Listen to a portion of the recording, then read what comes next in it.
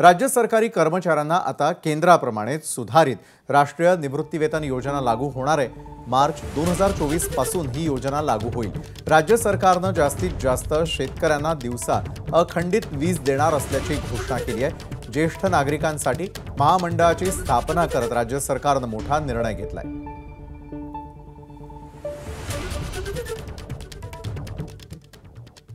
राज्य मंत्रिमंडळाच्या बैठकीतले मोठे निर्णय नेमके कोणते आहेत त्यावर एक नजर टाकूयात।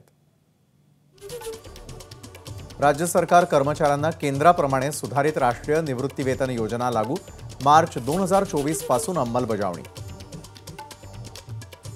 राज्यातल्या जास्तीत जास्त शेतकऱ्यांना दिवसा अखंडित वीज देणार, योजनेची व्याप्ती वाढवली। गट प्रवर्तकांच्या मानधनामध्ये 4,000ची वाढ। ज्येष्ठ नागरिकांसाठी महामंडळाची स्थापना, 1.25 कोटी ज्येष्ठांना लाभ होणार। मुंबई महानगरात रखडलेल्या झोपडपट्टी पुनर्वसन योजना झपाट्याने पूर्ण करणार। पर्यायी खडकवासला फुरसुंगी बोगदा काढण्यात येणार। पुणे परिसरामध्ये सिंचन पाण्यासाठी पिण्यासाठी अधिक पाणी उपलब्ध होणार।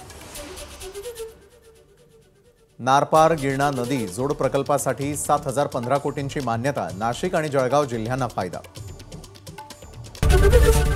एबीपी माझा, उघडा डोळे बघा नीट।